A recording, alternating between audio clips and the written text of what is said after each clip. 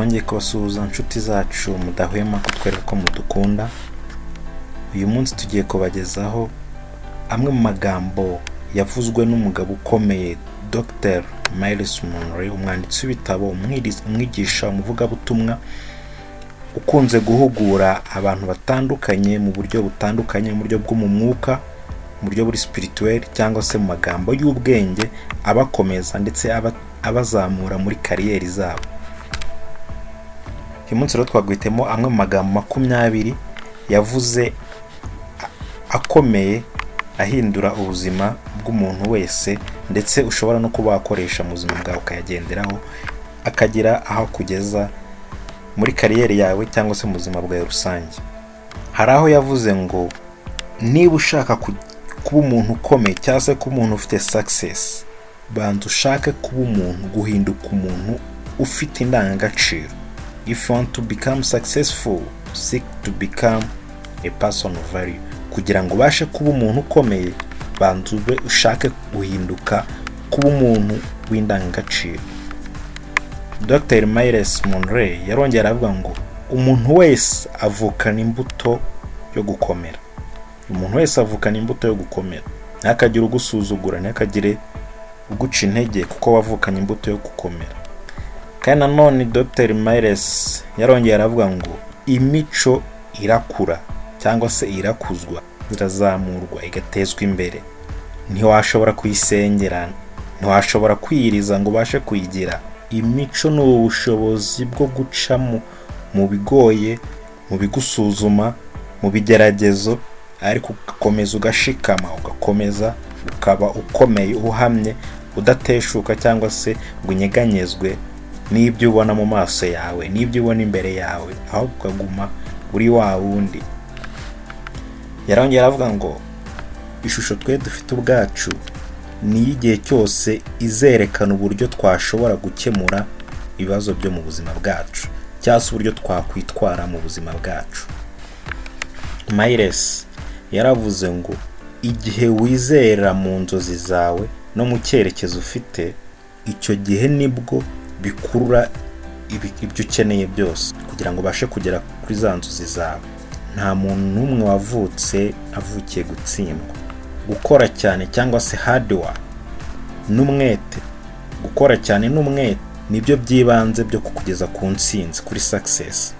Ariko bikeneye guterwa umwete muri wowe ubwawe, no ugomba kwitera umwete. Uwo mwete wo muri weho imbere yawe, uwo mwete ufite ni icyerekezo ufite. Nimba udafite icyerekezo ntabwo uzabasha kugira icyo ukora. Ya hard work, wa mwete ufite ntacyo bizakugezaho kubera nta cyerekezo. Ese ufite icyerekezo? Akaga gakomeye mu buzima ntago ari urupfu, ahubwo ni ubuzima butagira intego. The greatest tragedy in life is not death, but a life without a purpose. Kandi yarongera avuga ngo umugabo mupimira mu buryo akunda umugore we. Myles yarongera avuga ngo abayobozi beza bahindura abo bayobora kuruta uko abo bayobora bahindura abayobozi, kuruta uko abo bayobora babahindura. Yarongera avuga ngo abantu benshi muri twe ntago babaho kubw'inzozi cyangwa se icyerekezo cyabo, bitewe n'ubwoba bafite. Yarongera avuga ati umwe mu banzi bakomeye b'icyerekezo ni ibyo ubonesha amaso, bikagukanga, bikagutera ubwoba, ukibagirwa icyerekezo ufite. Yarongera avuga ngo ntusunikwe n'ibibazo ufite, ahubwo uyoborwe n'inzozi ufite. Ubuzima bwawe ugendeye ku bikenewe, utagendeye mu kigare. Yarongera avuga ngo mu by'ukuri nta kintu kizigera gihinduka mu gihe ibitekerezo byawe bidahindutse. Ndakubwiza ukuri ko nta kintu kimwe kizigera gihinduka igihe cyose ibitekerezo byawe bitari byahinduka. Yarongera avuga ngo igihe intego itazwi, ibitutsi ntago bizirindwa. Ntuteze kwirinda abakuvuga nabi igihe udafite intego. Mbere na mbere intego.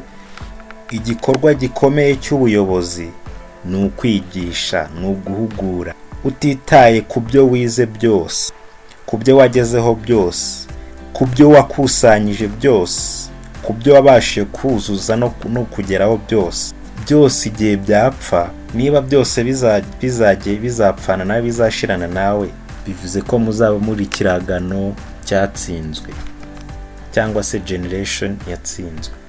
Yarongera avuga ngo success nyayo cyangwa se y'ukuri ni ikigereranyo cy'ibyo wagezeho, cy'ibyo wabashije gukora ugeranije n'ibyo wagakwiye kuba warakoze. Yarongera avuga ngo gukunda amafaranga kugira uyashakira abandi cyangwa se kugira ngo ushimishe abandi ni ukwangiza imbaraga zo kugera ku bukire. Yarongera avuga ngo nimba utari wibona cyangwa se utari wisobanukirwa, biragoye ko wagira uwundi ufasha kwisobanukirwa cyangwa se kwibona, kwimenya. Abayobozi babi barema cyangwa se bakora abandi bayobozi babi. Yarongera avuga ngo abayobozi b'ukuri ntago bashora imari mu kubaka amazu. Yesu ntago yubatse amazu, ahubwo bashora imari mu bantu, kuko success cyangwa se intsinzi idafite umusimbura ni ugutsindwa, ni ugufeiringa. Rero umurage wawe ukwiye kutaba amazu, imishinga myiza wakoze, umurage wawe ukwiye kuba mu bantu.